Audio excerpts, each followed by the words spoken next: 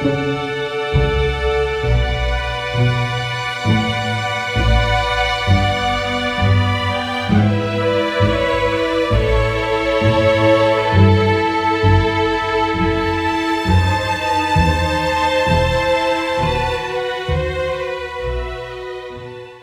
evening. My name is Joe Sam Robinson. It's my pleasure to have with us tonight Mr. Harry Gross. Welcome, Harry. Hello.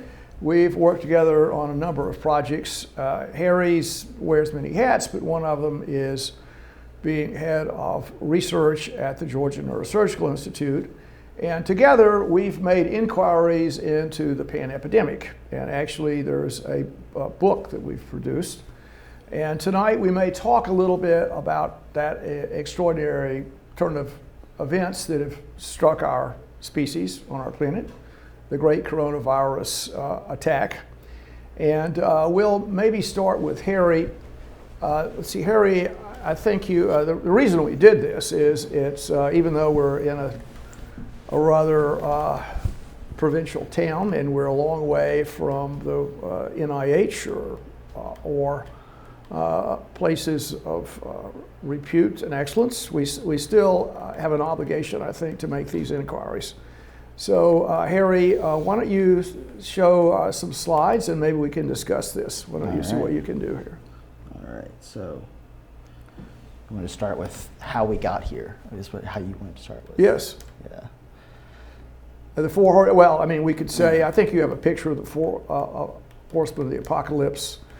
And one of the things that has happened episodically for our species is that we've encountered epidemics, war, and sickness, death, hunger, famine. It's been part of the human condition. And so the Bible nicely makes that point. And we have a picture of the four horsemen of the apocalypse as they feast upon our species, and despite all our efforts, it's proved extremely difficult to resist the four horsemen. I guess that's our first slide, and let's just move right along, Harry, and we can see some more.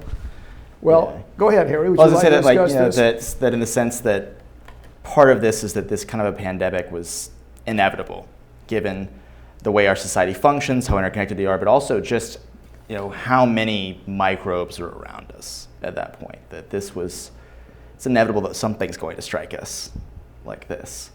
And there's a certain arrogance, is there not? We imagine as we walk around that we're the dominant creature on the planet. We've imagined that we never have a problem from any other biological competitors. But actually, right in this room, wherever we are, there are just millions upon billions of small microscopic creatures that are here long before we were, and that are anxious to stay alive and consume flesh of any sort that's available to them. And I think we just have to be aware of that. I think we sort of make that point on this slide. Yeah. Right, Harry, you want to discuss some of the great plagues of the past? Yeah. I mean, this is nowhere remotely close to the first major pandemic to strike the world. There's plenty of examples from antiquity. The plague of Justinian is arguably one of the first global pandemics. Now, who was Justinian? We'll ask that. Not everyone may know. He was a Byzantine emperor during the 6th century, and in 536 AD, this new plague struck. It was eventually the bubonic plague, and killed hundreds of millions of people. It was absolutely disastrous, and it's part of the reason that 536 is probably the worst year in human history ever recorded. Well, at least in the West, and actually that sabotages efforts to reconstruct the Roman Empire, if I can remember that. And so these events have just struck every so often. They strike civilization, they strike our species, and we have to expect that. And you have another one too. Yeah, when you go through, the Black Death is just a classic example of a global pandemic. Wiping out upwards of perhaps half of Europe at a time. It's absolutely kind of devastating. And then even as you go forward in time, as we get into the period of antibiotics and advanced medicine, viruses have become the dominant killer. The Spanish flu of 1918, 1920 being the classic example of that. But this pandemic has blown all of those Now when these epidemics have struck, we just have to anticipate extraordinary social, political, economic changes. So when something like this strikes our species, it's of the same import as the coronavirus epidemic. It really causes all kinds of changes. Yeah. Now, the Black Death, I mean, it did some things, did it not? I mean, there are pretty extraordinary things. Any talk about the Renaissance or any comments? I mean, I don't think you have a Renaissance without the Black Death to some degree. I mean, that it clears the field in some way, that it forces people to look more inward. You have a revitalization of theology that comes with it, which leads to the Protestant Reformation coming out of it. Art gets a whole new spin on it. Going through, you have the Memento Mori as a classic, like, theme of Baroque, of Renaissance, Proto-Renaissance, and later Baroque architecture, or not just architecture, but art in general. That all comes out of this, and it fundamentally reshapes the geopolitics of Europe. So it's a big deal. So we have to expect that. And now the Spanish flu epidemic after World War I. They call this the Spanish flu epidemic. Did it start in Spain? That's where the first cases were noted, but it likely did not start in Spain. I've heard it claimed it started in Kansas, but whatever. I mean, the people tend to put names on different maladies that afflict them. They're enemies. Somebody, it's really the French pox, so to speak, or whatever. And actually, it's hard to know where things started, but what happened after this epidemic? I mean, it was a great period of euphoria after this had ended. Is that correct? Yeah, for some. I mean, you have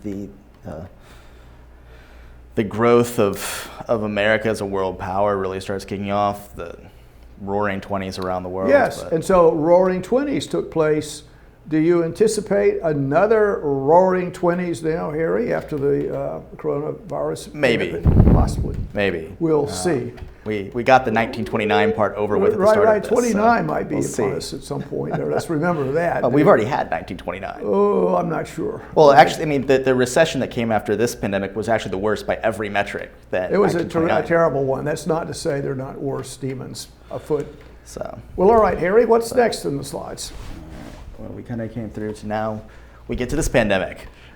Right now, you have a nice picture of the coronavirus there, and it's bat, and there are different kinds of bats, I think. That's a rhino bat, allegedly was the source of the virus. And they were, maybe I've made a comment about this, bats in the East are often consumed as food, but not rhino bats. So there's a lot of discussion about how the virus sprang forth. We maybe have another session to give our opinions about that. It turns out it's a big deal. Was this just a random event, transmission from these bats to our waiting species, or was something else happen? But I don't believe the world was ready for this. Do you have any comments? The year is no, absolutely not. 2019. Did we suspect such a black swan event would be upon us? Scientists did. No one else did. We have documented human transmission of novel coronaviruses in South China since 2012, 2013 or so. This strain is, I think, a 95% match to that. And they're 90 or 95% somewhere in there. So it's an evolution close to that strain.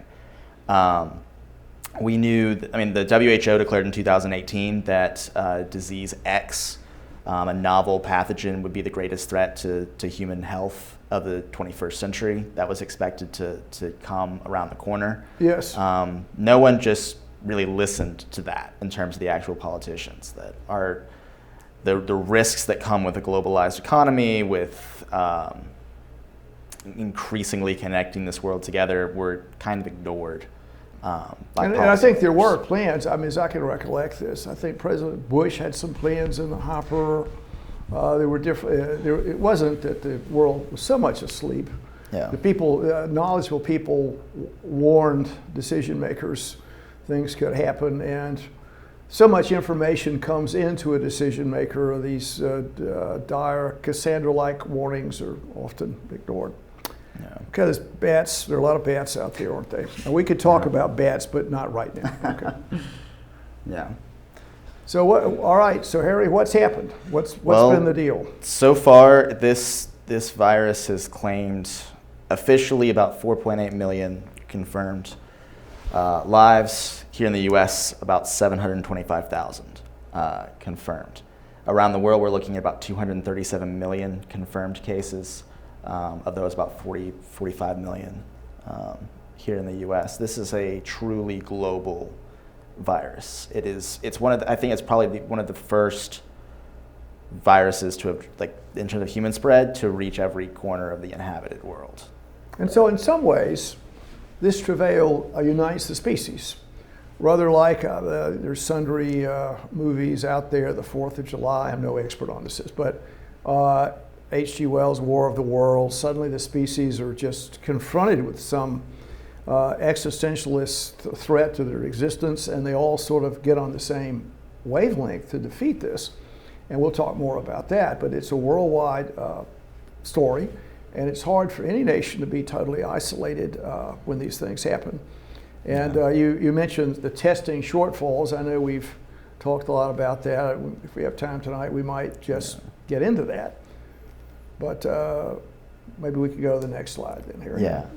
Mainly, kind of the big issue with testing shortfalls and stuff is. If you want to speak to that, please. Well, go ahead. just going through this, it's a failure of intelligence, really. I mean, if this. I think it helps to think of the way we combat this virus as the way you would fight a war. And, that's a good analogy. And in any war, intelligence is the best weapon you have. That you need to know what your enemy is planning before he does, in a sense. Yes. And so the fact that we have no idea what's going on in most of the world, I mean, you can see in this map here that these are just confirmed deaths in this slide, but we have no idea what's going on for the most part in almost all of Africa. China's a mystery. That it's a big one, isn't it? Because the Chinese are given to tout their superior societal values. So at least they've touted that they've come through this with colors flying, and there's an argument for their type of social matrices being superior to the U.S. At least they've claimed that. But as we'll see, I think as we look through these slides, there's just no reasonable statistics appearing from China, so you don't know what happens there. Yeah. And I think North Korea, likewise, these mysterious authoritarian nations don't publicize any problems.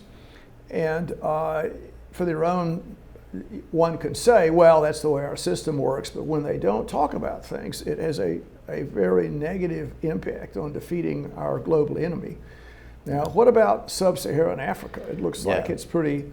Is the culturally or just the governmental arrangements just don't, it's too difficult to get statistics, I guess. Most of this is that it's problems with poverty and with failures of governance. That you're not going to be able to get accurate measurements on a pandemic in places like Central African Republic where there's a civil war, or in Libya where there's a civil war. Well, yes. These places that, and most of these other countries don't have the resources remotely to do accurate, full scanning. So our best statistics are be coming from the advanced world, but that leaves out a lot of people. Yes, and even in the U.S. So many people, it's a rather strange type of disease in a way. If you're vulnerable, you can certainly die or be afflicted for many years.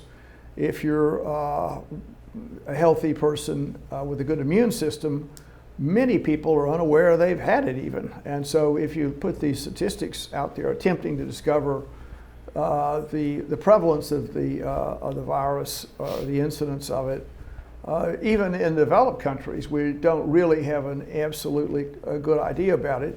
And the solution would be mass testing, and also something we might talk just en passant, just briefly about, is our CT numbers. And when the normal test that's obtained has an existentialist value, you either have it or you don't have it. It turns out that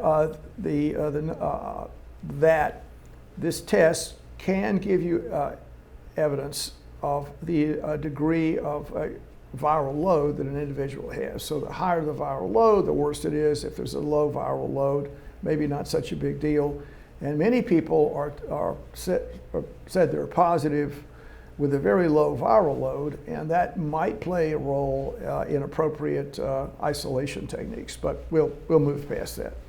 All right, Harry, what is our next slide? Well, to kind of combat this, one of the things that I found helpful is The Economist has actually created a new model over the why summer. don't you discuss what The Economist is? Is that some person with spectacles that's walking around, or any? No, it's exactly? One of the world's oldest continuously published newspapers and weekly. Appearing in London, I think the headquarters. It's the editorial a British headquarters, publication. Yes. Yeah, since and 1843. They span the globe, so you really get really good information. I hope I'm touting there. How good this is. I hope I'm not arrested for it, but okay. But one of the things that they've done in the last year is over the summer they published a new model where they went through and looked at over 100 different variables across time and other things that they could measure to try and get a better idea of those places that we have no idea what's going on. And they found that in all likelihood this pandemic is 2 to 4 times worse, most likely somewhere in the 3 range.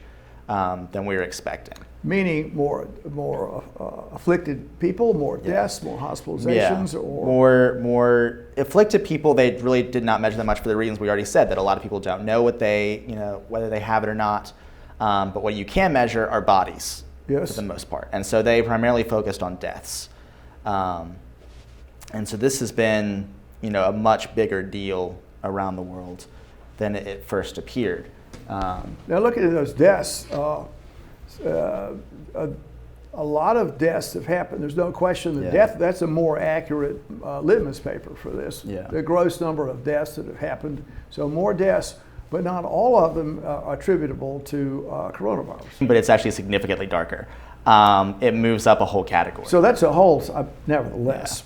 I mean, people are trying to opine their opinions about death rates that are hard. It's a black box. It's extremely difficult to make any kind of statement about China.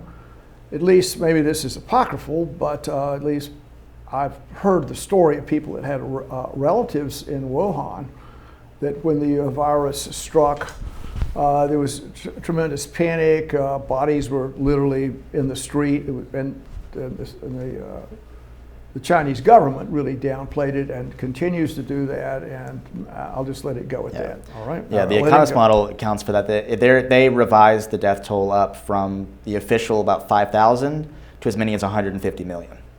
150 million? Million. Deaths? That's too many, Harry. As the upper end. 150 million deaths? As the upper end. In That's China? the upper end. Wow. Yeah. Well, that's over 10% of the population. So. Okay, well, that's spooky. All right, okay. So that's like I said, it's a very big window that they have, but that's the upper bounds now. I mean, they've accounted for some of that stuff. So. Okay, well, now we're going to talk a little bit about vaccines. So there's a lot of dispute out there, or at least people are reluctant to take the vaccines, but why don't we discuss that, this slide, Harry? Yeah, so vaccines are going to be the only way we fix the previous slide. That's the only way we end this war. To some degree. So I think it's worth starting with, what is a vaccine? Why do we bother with vaccines? And it's mainly the sense that, like, if we continue with this kind of war analogy, vaccines are effectively like military academies for your immune system. They are designed to train your immune system to fight a certain enemy. And so even an immune system which has never encountered this foe before, and even a weaker one, is now significantly better prepared to do battle effectively.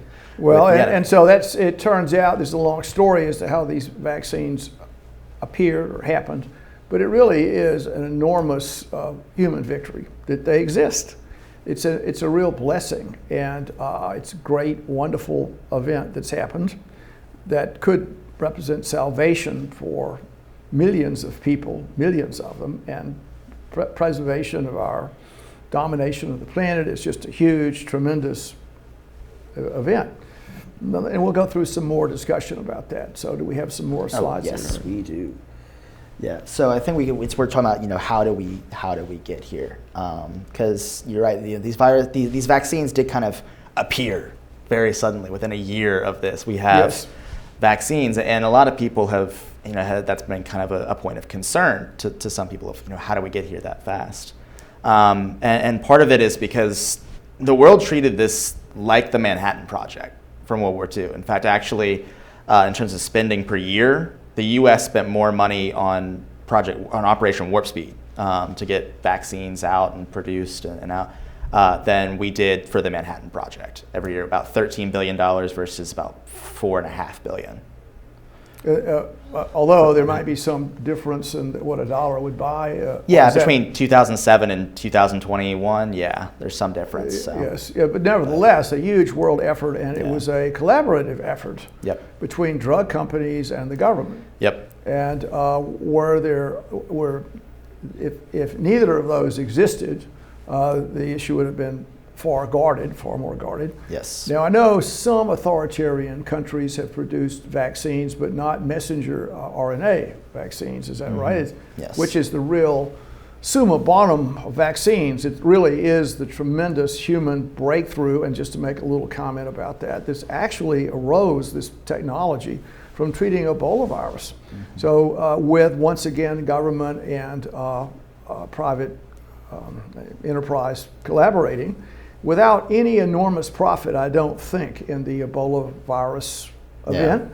But people thought this is a terrible problem. Science, medicine got together and they came up with this messenger RNA model, which turns out to be an extraordinary breakthrough. It's huge. So in a way, all of the problems that happened with Ebola virus, which didn't really affect America, occasionally people would see these terrible stories about how deadly it was. But in fighting that virus in a faraway country, in a faraway lands, it gave Americans on the street this huge, tremendous event, or a positive event occurred.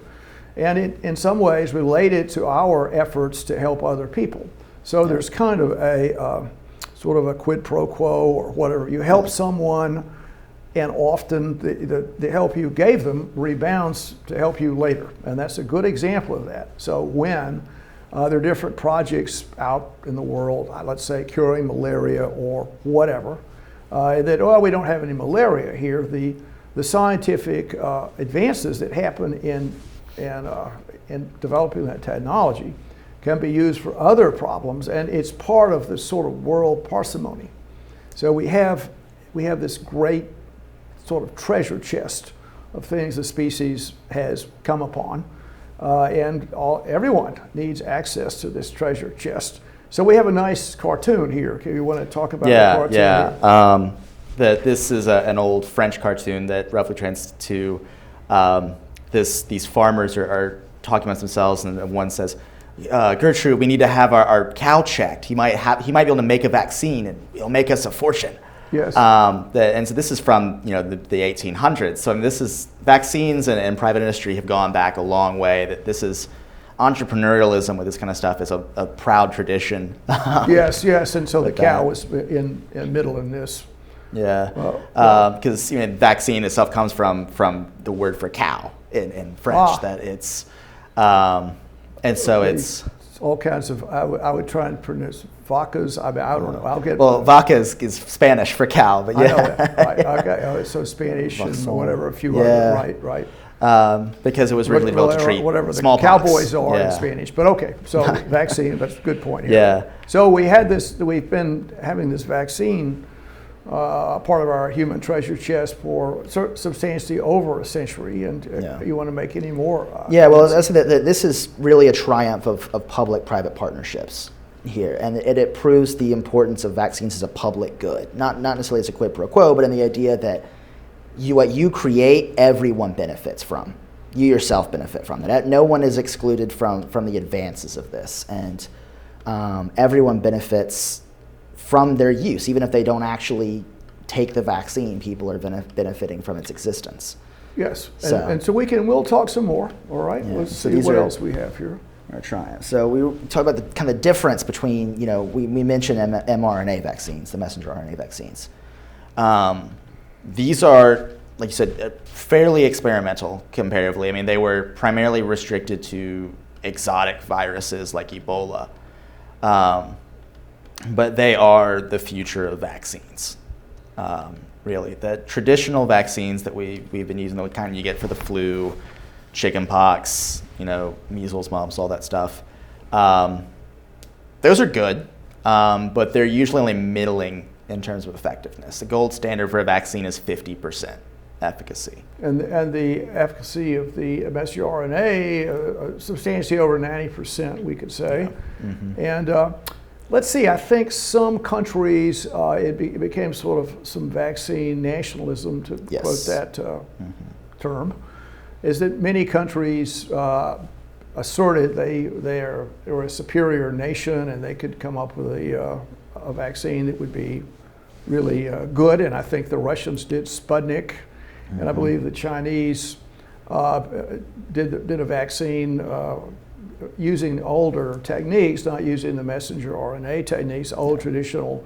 vaccines that are not as effective. And I think one of the issues out there these days is that these vaccines were widely distributed through third world countries, and the Chinese particularly made a huge effort to get their vaccines into poor nations that were looking for a new leader. So the Chinese attempted to do that, and it didn't go that well, if I know the story. They had some effectiveness, but I believe the Brazilians had a little there was some criticism of the government by having employed the less effective vaccine. So we have those stories about nations tussling with one another to get the best vaccine, and indeed the messenger RNA is the best one, and it's in the benefit of Western countries, and that's another thing we'll discuss. So we have sort of a limited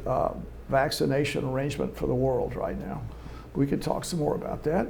Yeah, kind of going through it, and part of this is, I think we need to discuss though, like the safety part of this. I mean, these are what we've shifted now to in terms of the pandemic is the vulnerable population has changed. It's no longer old and those with comorbidities. Now it's young and unvaccinated. Yes. That the vast majority of those hospitalized now are unvaccinated. The vast majority of those on ventilators are unvaccinated, and they're getting younger and younger. 80% of those currently in Atrium's system for Middle Georgia are between 18 and 64. And so it's a complicated story as who is vulnerable and what should one do about this. So I would say the general idea is there's the vulnerable population, which still exists, and the most vulnerable people would be people with a lot of comorbidities that are old. And the reason for that is their immune system is sluggish. So, for instance, Harry, I don't doubt your immune system is superior to mine, I being a septuagenarian and you being quite a young pup. So I could say that. But older you are, the less vigorous your immune system is, and the more comorbidities you have. A particularly bad thing is obesity. For many reasons, that causes a whole plethora of diseases. It really is a very disturbing issue. So people that are older and vulnerable, and maybe they've had a kidney transplant or they're on some kind of immune suppressant, those are very vulnerable people. Yes. Many people in nursing homes, and so great efforts have, after these terrible initial die-offs, have been undertaken to protect those people. So not everyone, but a great number of people have been vaccinated. And the circumstance we have now is that there are a lot of people that have not been vaccinated, a lot of them. Now, if they have comorbidities and haven't been vaccinated, that is a really bad thing. So if you're have a moderately high body mass index, you're 40 years old, you're diabetic, and you decide not to be vaccinated, you have a substantial risk that can have an impact on you. Another group that we're learning how to deal with would be younger people with very vigorous immune systems. And those these very vigorous immune systems overcompensate, and the overcompensation can be enough to be life terminating or really injure people.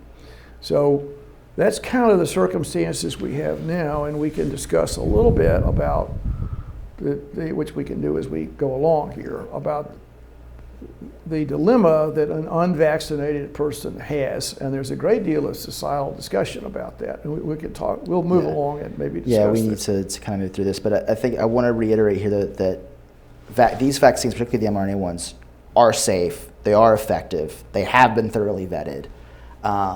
This is not some secret project that no one knows what's in it. We know exactly how it's done, and we know it works. Well, we can just go through this. So people have been vaccinated. You can still be afflicted, and things can happen. You can still die. A lot of some of it depends. There are many factors involved here.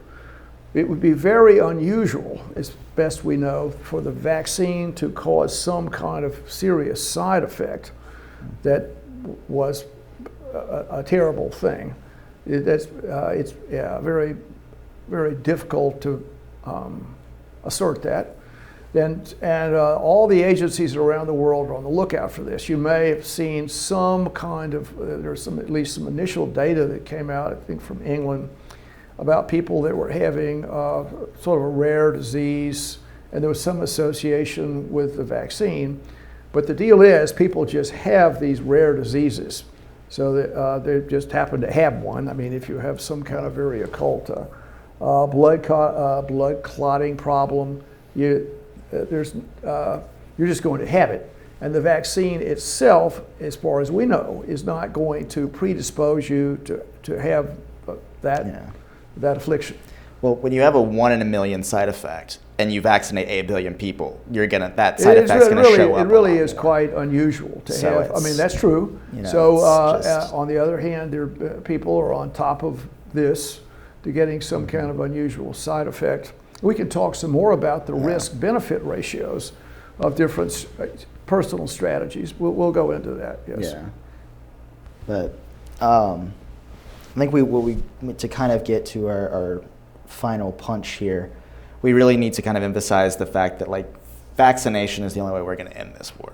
Using these safe and effective vaccines that we're falling behind in now. 3 months ago, the U.S. was a leader in world vaccination rates. Now we're middle of the pack. We're still well above the world average. Who's doing very well? Who's on top? Israel, the UAE, Britain has gone through. All of the European powers have higher vaccination rates than we do now. We have stalled out for the most part. And the reason is? Primarily vaccine hesitancy.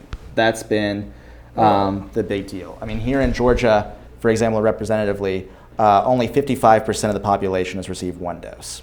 One or more doses, with 48% fully vaccinated. How does that compare to other countries? And so you have the statistics for the U.S. Georgia's on the low side of... Yeah, we're ranked 40th out of 50 for vaccination rates. Okay. So we're in the bottom. And this is 20%. Despite I don't think the cost, or does it, I mean, I'll ask this question. Does it cost to be vaccinated? No. It does not. No. So there's no cost attached to this. Getting the vaccine, and they're widely available and touted widely almost everywhere. We can get into. There's a great number of people that are quite resistant to serving the vaccine. So we have a slide there, Harry. Yeah, on vaccine hesitancy, that is primarily the primary obstacle we have now to combating this pandemic. Pretty much as we stand, anyone in this country who really wants to be vaccinated has already been vaccinated. Depending on which surveys you look at, between 10 and 25% of Americans fall into the vaccine hesitant category, with many of them vowing that they'll never be vaccinated. And these there are reasons for that range from conspiracy theories like microchips and all kinds of stuff to, uncertainty about safety and side effects, and then also, beliefs on freedom and things like that. But it makes it very difficult for us to beat this. So if we get enough people vaccinated, what happens is we get herd immunity, which probably many people know about. The idea is that there is something called an R naught, the vaccine, the virus has. So the ability of the of the virus to jump from one person to another, how effective it is. That's a number that science, with some caution, puts on these different viruses. So if the number is under 1, if say it's 0.8, each person can only afflict 0.8 people. So the one person has it, they give it to another person, that person can only affect 1/8. So pretty soon everything dies out. If the number is 2, each person, it's such a very infective virus that each person affects 2 people, and presumably everyone would have it, and there'd be millions of deaths attached to it. So that's kind of the story that's out there. Now, right now, in the U.S., our vaccination rates are not as high as they should be, and if you pretty much, you could say you're going to get the virus. It's a fair thing to say. If you've been vaccinated, obviously you'll be immune. You won't have the problem. But if you haven't, you're going to get the virus. You're going to get it with the possibility of something bad happening to you. If you've been vaccinated, the bad thing that might happen is much, much, much less. It really is a very protective event, and the story is trying to get everyone vaccinated is going to open up things. It'll make things better. And I guess we could ask the question, is that our last slide? No, we have 2 more. All right, let's see the next 2. But kind of following off that, it's not just getting everyone vaccinated in this country, though. This pandemic will not end until we get 80% of the world vaccinated. This is vaccination rates as of Monday, I think, for around the world. So this is an important point. So one of the things going on now, and it would be reasonable for the U.S. or wealthy countries to make very good vaccines available for the rest of the world out of self-interest. Because what happens when the virus is out there in a large unvaccinated population? The virus mutates. As the Delta variant appeared, and it can become more infective and in some circumstances more deadly. So it's in our species' best interest to make sure that everyone on the planet, as much as we can do it, is vaccinated. Now, what we run into if we do this is the notion, the balance between liberty, your desire, and that's an argument that needs to be considered. So we have American exceptionalism. I control my own body. Nobody can do anything without my permission to my body. And so that is an argument that's out there. But rationally, it's in your self-interest to get this vaccine. And I think the deal is that people have lost trust in the decision makers in society. So the decision makers need to explain exactly what their arguments are and persuade people this is a reasonable thing to do. Now, there are going to be some people that are just going to have trouble doing that. And the question then needs to be asked, why do we have this deficit of trust in our country? One can go to, I think a good example might be comparing the UK, the United Kingdom, with continental Europe. Let's say the French brothers on the other side of the channel. So the English or the British believe their decision makers. They believe their doctors. They believe that, with everything else being equal, the government's opinion. They trust their, I guess, their establishment. They trust people that tell them the truth, not lie to them. And they don't think the decision makers are going to steal money or there's a high trust level. So thus, they'll accept the recommendations of the government. On the other hand, in a nation like France, where no one trusts the politicians, I don't have anything against the French. Actually, I admire them in many, many ways. But just as an example, there's less trust, less respect for the government.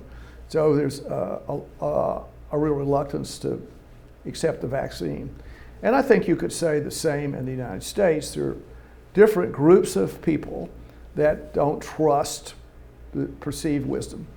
And I think you could say Afro-Americans in many ways, and if you could look at the numbers, there are people that have not received an adequate number of vaccinations, and the idea is, well, they're not too trusting because society has lied to them in the past. There are all these bad stories about being abused by society.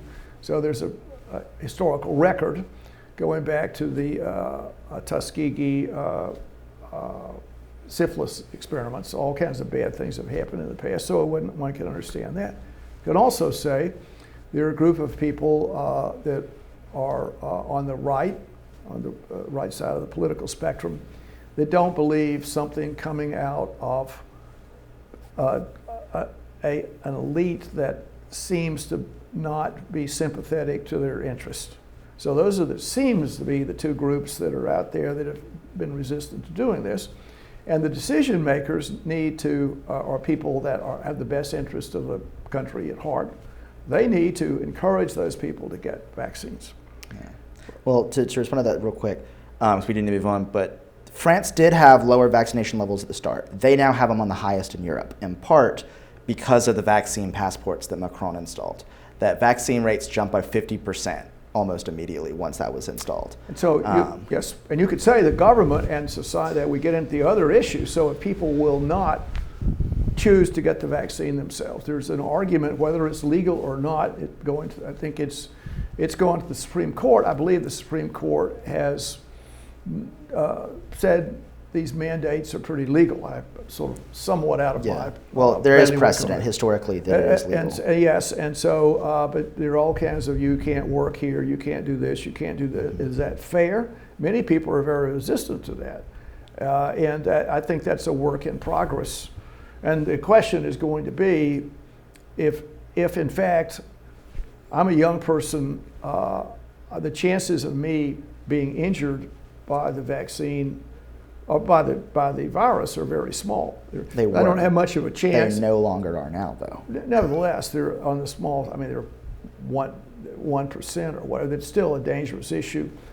Also, if you get it, it's not knowable what secondary damage may occur as you go through your life. So those statistics aren't there. In general, it's a bad idea, even though you're going to do better than your grandmother that's in a nursing home that's been not vaccinated, if that's the case.